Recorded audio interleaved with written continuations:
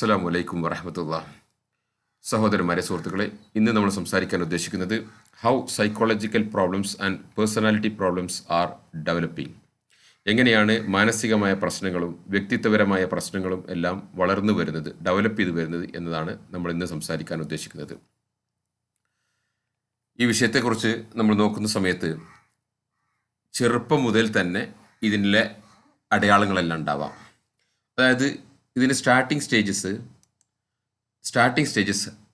Unhealthy parenting ആണ്. നിങ്ങൾ മുമ്പിൽ കാണുന്ന ഈ ചാർട്ട് വളരെ ഏകദേശം ഒരു ഐഡിയ കിട്ടുന്ന രീതിയിൽ ഞാൻ പ്രിപ്പയർ ചെയ്തിട്ടുള്ളത്.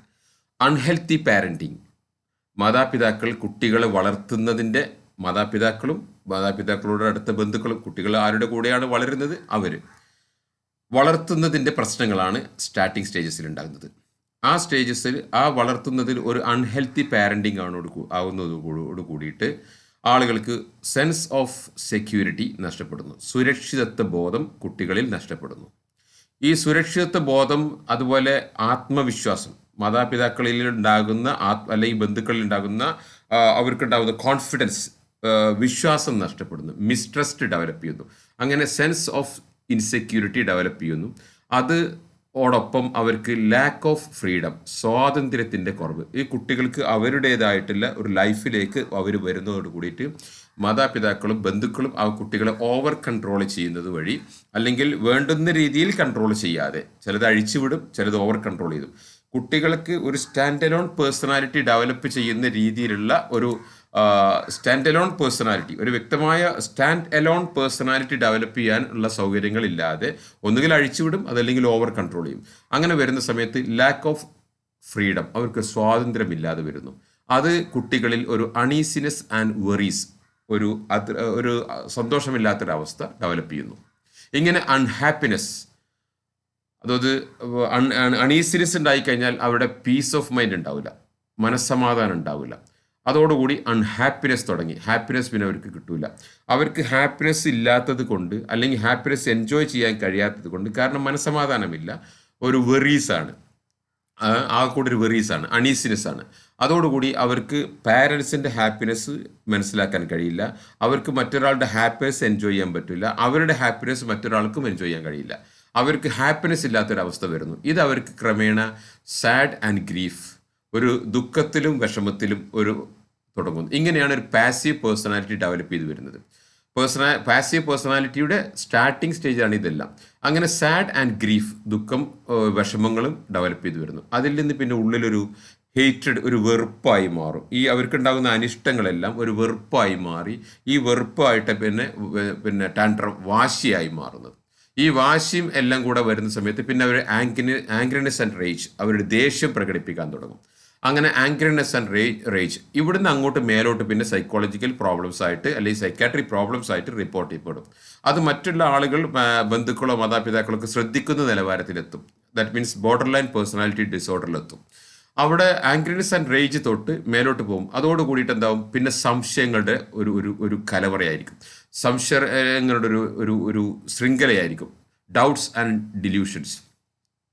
പിന്നെ ഊഹിക്കുക, എല്ലാവരെ കുറിച്ചൊരു ഊഹവും സംശയവും തുടങ്ങും. അങ്ങനെ വീണ്ടും അടുത്ത സ്റ്റേജിലേക്ക് അത് depression, anxiety, bipolar disorder, OCD, schizophrenia, possessive syndrome, സൈക്കോസിസ് and mental retardness, full mind പോകുന്ന അവസ്ഥയിലേക്ക് എത്തുന്നു.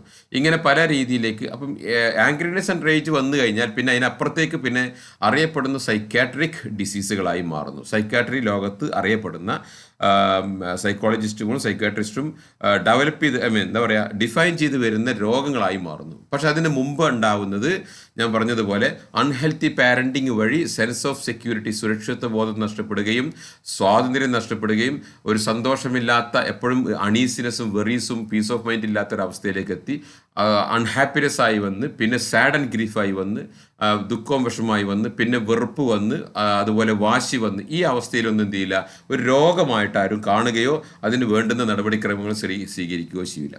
ഇങ്ങനെ ഈ സ്റ്റേജിലൂടെ കടന്നു പോകുമ്പോൾ ഏകദേശം ഇത് ഒരു ആംഗ്രിനെസ് ആൻഡ് റേജ് ആവുന്നതിന് മുമ്പ് ആളുകളിൽ ഉണ്ടാവുന്നത് എന്താ വെച്ചാൽ, അവർക്ക് മെൻ്റൽ ഹെൽത്ത് പോയിട്ടുണ്ടാവും. ഇങ്ങനെ കുട്ടികൾ വളരുന്ന സമയത്ത് അവർക്ക് mental strength, mental health, intelligence അല്ല ഞാൻ പറയുന്നത്, ഇൻ്റലിജൻസ് ഉണ്ടാവും. പഠിക്കുന്ന വിഷയത്തിൽ നല്ല ഫുൾ മാർക്ക് കിട്ടുക, അതായത് മാത്തമാറ്റിക്കൽ പ്രോബ്ലം സോൾവ് ചെയ്യുക, നല്ല IQ ഒക്കെ ഉണ്ടാവാം. പക്ഷേ ഇൻ്റലിജൻറ്റ് ക്വസ്റ്റ്യൻസ് ഉണ്ടാകാം. പക്ഷേ അതോടൊപ്പം മെൻ്റൽ ഹെൽത്ത് കുറവായിരിക്കും. അതോടൊപ്പം പേഴ്സണാലിറ്റി, ഒരു ഹെൽത്തി പേഴ്സണാലിറ്റി ഉണ്ടാവില്ല. അവർ ഒന്നുകിൽ പാസീവ് പേഴ്സണാലിറ്റി അതല്ലെങ്കിൽ അഗ്രസീവ് പേഴ്സണാലിറ്റി ആയിട്ടുണ്ടാവും. അതോട് കൂടിയിട്ട് എന്താകും, ഇവർക്ക് മറ്റ് ആളുകളിൽ നിന്നുണ്ടാകുന്ന നെഗറ്റീവ് എമോഷണൽ ട്രാൻസ്ഫറൻസ് കൂടുതൽ വന്നുകൊണ്ടിരിക്കും. അതായത് ഈ കുട്ടികൾ ബഹുമാനിക്കുന്ന അല്ലെങ്കിൽ സ്നേഹിക്കുന്ന, അനുസരിക്കുന്ന ആളുകളിൽ നിന്ന് അവരുടെ ഉള്ളിലുണ്ടാകുന്ന മാതാപിതാക്കളും വല്യമ്മ, വല്യപ്പ, അമ്മായി, അമ്മാവൻ ഇങ്ങനെ പോലെയുള്ള അവരുടെ ഉള്ളിലുണ്ടാകുന്ന അത്തരം മുതിർന്നവരിൽ ഉണ്ടാകുന്ന എമോഷണൽ ട്രാൻസ്ഫറൻസ്, അവരിലുണ്ടാകുന്ന എല്ലാ നെഗറ്റിവിറ്റികളും കുട്ടികളിലേക്ക് ട്രാൻസ്ഫർ ആയി പോകുന്നു. ഇതും കൂടെ കുട്ടികളുടെ സ്വന്തം അവർക്ക് തന്നെ ഒരു വ്യക്തിത്വം ഇല്ലാത്തത് കൊണ്ട് മറ്റുള്ളവരുടെ നെഗറ്റിവിറ്റിയും കൂടെ വരുന്ന സമയത്ത് കൂടുതൽ ട്രിഗറായി വഷളായി പോകുന്നു കാര്യങ്ങൾ. ഇങ്ങനെ വരുന്ന സമയത്ത് ഒരു അൺഹെൽത്തി പേഴ്സണാലിറ്റി ആയിട്ട് വളരുന്ന ഇവർക്ക് പിന്നീട് വരുന്നതെല്ലാം സൈക്കോളജിക്കൽ പ്രോബ്ലംസും സൈക്കാട്രിക് പ്രോബ്ലംസും ആയി ഡെവലപ്പ് ചെയ്തു. അപ്പോൾ ഇതിൻ്റെ മേലെ ഭാഗത്തേക്ക് സൈക്കാട്രിക് ഡെഫിനിഷനിൽ എത്തുന്ന ലെവലിലെത്തുമ്പോൾ becoming a psychiatric patient, either medicated or non medicated, മരുന്ന് കുടിച്ചാലും കുടിച്ചിട്ടില്ലെങ്കിലും സൈക്കാട്രിക് അല്ലെങ്കിൽ സൈക്കോളജിക്കൽ പേഷ്യൻ്റ് ആയി മാറി. And having heavy relationship problems, ബന്ധങ്ങളിലുമായിട്ട് ഭയങ്കര പ്രശ്നങ്ങളായിരിക്കും. കല്യാണം കഴിച്ചാൽ വഴക്ക്, അടി, പിടി, കച്ചറ, തൊലാക്ക്, ഡൈവോഴ്സ്, അതുപോലെ എല്ലാവരുമായിട്ടും പ്രശ്നങ്ങൾ, കച്ചറ, ഓഫീസിൽ ജോലി കണ്ടിന്യൂ ചെയ്യാൻ പറ്റില്ല. And turning to physical health problems. പിന്നീട് എന്തായി, സ്വാഭാവികമായിട്ട് ഹെൽത്ത് പ്രോബ്ലംസ് ആയി മാറും. ആ ഹെൽത്ത് പ്രോബ്ലംസ് അധികവും ക്രോണിക്കായിട്ട് ഡെവലപ്പ് ചെയ്യുന്നതിൻ്റെ പിന്നിൽ ഇങ്ങനെ മെൻ്റൽ ഹെൽത്ത് ഇല്ലാത്തത് കൊണ്ടും അതുപോലെ വ്യക്തമായൊരു പേഴ്സണാലിറ്റി ഇല്ലാത്തതുകൊണ്ട് അതിൻ്റെ ബേസിക് റീസൺസ്, ഈ 2 റീസൺസാണ് മെയിനായിട്ട് ഉണ്ടാകുന്നത്. അതോടുകൂടി ക്രോണിക് ഫിസിക്കൽ ഹെൽത്ത് പ്രോബ്ലംസിലേക്ക് വരുന്നു. മാത്രമല്ല അവരുടെ ലൈഫിൽ സ്പിരിച്വൽ ബ്ലോക്കേജസ്, ജീവിതത്തിൽ പിന്നെ തടസ്സങ്ങൾ തന്നെയാണ്. വിജയിക്കാതെ എന്ത് ചെയ്താലും ബിസിനസ് നഷ്ടമാകും, പിന്നെ ജോലിയും ശരിയാവില്ല, സാമ്പത്തികമായിട്ടും പൊളിറ്റിക്സിലും എവിടെ ചെന്ന് കഴിഞ്ഞാലും ബ്ലോക്ക്. ആളുകൾ പറയും ഞാൻ ഒരുപാട് ചെയ്തു, എല്ലാവരും 80%, 90% പക്ഷെ ഒന്നും എവിടെ എത്തില്ല, വീണ്ടും സ്റ്റാർട്ട് ചെയ്യേണ്ടി വരും, 0യിലേക്ക് മടങ്ങി വരുന്നു. ഈ രീതിയിലുള്ള spiritual blockage and life and disabling spirituality, അവരുടെ ഒരു ഡിസേബിളിംഗ് സ്പിരിച്വാലിറ്റിയിലേക്ക് കാര്യങ്ങൾ എത്തിപ്പെടുന്നു. ഇതാണ് psychological and personality problems develop ചെയ്ത് വരുന്നതിൻ്റെ ഒരു ഹ്രസ്വമായ ചെറിയ ഒരു രൂപരേഖ. ഇങ്ങനെ വരുന്ന സമയത്ത് എന്തായി, ഒരു അൺഹെൽത്തി മെൻ്റൽ സ്റ്റേറ്റും അൺഹെൽത്തി പേഴ്സണാലിറ്റിയോട് കൂടിയിട്ട് അവരുടെ ജീവിതത്തിൽ വരുന്ന പുതിയ ഒരു വിഷയത്തെക്കുറിച്ചും അവർക്ക് റെസിസ്റ്റ് ചെയ്യാൻ പറ്റില്ല.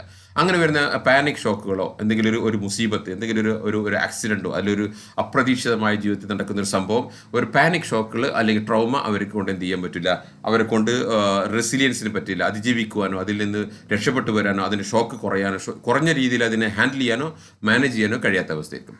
ഒപ്പം ബാഡ് ലക്ക്, ജീവിതത്തിലുണ്ടാകുന്ന കുറേ ബാഡ് ലക്ക്, മിസ്ഹാപ്സ്, നമ്മുടെ ജീവിതത്തിലുണ്ടാകുന്ന അനിഷ്ട സംഭവങ്ങൾ, ആരുടെയെങ്കിലും മരണങ്ങൾ അല്ലെങ്കിൽ ബന്ധങ്ങൾ തകരുന്ന സമയത്ത്, ആളുകളുടെ ബന്ധവിച്ഛേദനം മറ്റുമൊക്കെ നടക്കുന്ന സമയത്ത്, അല്ലെങ്കിൽ ജീവിതത്തിലുണ്ടാകുന്ന ഫെയിലിയേഴ്സ്, പരീക്ഷണത്തിലുണ്ടാകുന്ന ഫെയിലിയേഴ്സ്, അത് അക്കാഡമിക് അല്ലെങ്കിൽ പരീക്ഷയിലോ അതല്ലെങ്കിൽ ഇൻ്റർവ്യൂസിലോ അതല്ലെങ്കിൽ ജീവിതത്തിൽ വരുന്ന ഏതെങ്കിലും ഒരു അഭിമുഖീകരിക്കുന്ന പ്രശ്നത്തിൽ പരാജയപ്പെട്ടു പോകുക, ഇത്തരം സന്ദർഭങ്ങളിലൊക്കെ അതൊക്കെ ഹെവി ആയി കൊള്ളുകയും അവിടെയൊന്നും അതിജീവിക്കാൻ പറ്റാത്ത, അതിനെ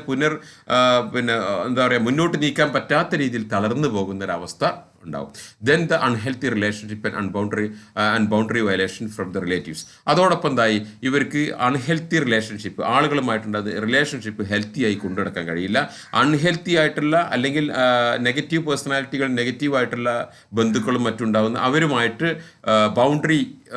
അവരുടെ ബൗണ്ടറി വയലേഷന് വിധേയമാകുന്നു, അല്ലെങ്കിൽ അവരെ ബൗണ്ടറി വയലേഷൻ നടത്തുന്നു. ഒരു ഹെൽത്തി പേഴ്സണാലിറ്റി ബൗണ്ടറി അവർക്ക് കീപ്പപ്പ് ചെയ്യാൻ പറ്റില്ല. മനസ്സിലായില്ലേ? ദെൻ ഓൺലി അങ്ങനെ വരുന്ന സമയത്ത് ഇത്തരം പ്രശ്നങ്ങളാണ് രോഗികൾ ശ്രദ്ധിക്കുക.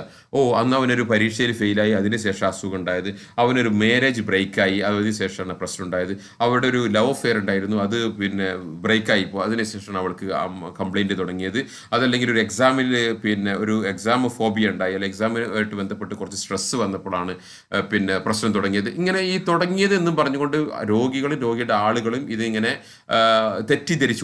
പക്ഷെ വാസ്തവത്തിൽ ഇതെല്ലാം ഇവർക്ക് ഇതുപോലെ ജീവിതത്തിൽ വരുന്ന അനിഷ്ട സംഭവങ്ങളെയും അപ്രതീക്ഷിതമായ സംഭവങ്ങളെയും തരണം ചെയ്യാനുള്ള മെൻ്റൽ ഹെൽത്ത് ആൾറെഡി പോയിട്ടുണ്ട്, വ്യക്തിത്വം അതിനു മുമ്പേ പോയിട്ടുണ്ട്. അപ്പം ഇതാണ് ഈ മാനസികമായ രോഗങ്ങളും മറ്റും വളർന്നു വരുവാനുള്ള കാരണങ്ങളും അതിനുള്ള രീതികളും അതിൻ്റെ പിന്നെ സ്റ്റെപ്സുകൾ ഇതാണ്. അതുകൊണ്ട് തന്നെ ഇത് ഏത് അർത്ഥത്തിലാണെന്ന് പഠിച്ച് മനസ്സിലാക്കിയിട്ടാണ് ഇതിൻ്റെ സൊല്യൂഷൻസ് ഉണ്ടാകുന്നത്. അതിൽ നമുക്ക് അൽഹംദുലില്ലാ അള്ളാഹുവിൻ്റെ തൗഫീഖ് കൊണ്ട് നമ്മൾ spiritual healing, parapsychology, Islamic psychology, modern psychology, life coaching and mentoring പോലുള്ള ടെക്നിക്കുകളും അറിവുകളാണ് നമ്മൾ ഉപയോഗിക്കുന്നത്. ഞാനിവിടെ പറഞ്ഞ ഈ ഇൻഫർമേഷൻസ് നിങ്ങൾക്ക് ഇഷ്ടപ്പെട്ടെങ്കിൽ നിങ്ങൾക്ക് അത് മറ്റാളുകൾക്ക് ഷെയർ ചെയ്യാം. എൻ്റെ ഈ വീഡിയോയിൽ ലൈക്ക് അടിക്കാം, ചാനൽ സബ്സ്ക്രൈബ് ചെയ്യാം. ഇതുപോലുള്ള എന്തെങ്കിലും നിങ്ങൾക്ക് സംശയങ്ങളുണ്ടെങ്കിൽ എനിക്ക് അയച്ചു തന്നാൽ ഞാനത് ക്ലാരിഫൈ ചെയ്തോളാം, അതിൽ വിശദീകരണം നൽകിക്കോളാം. Okay, thank you.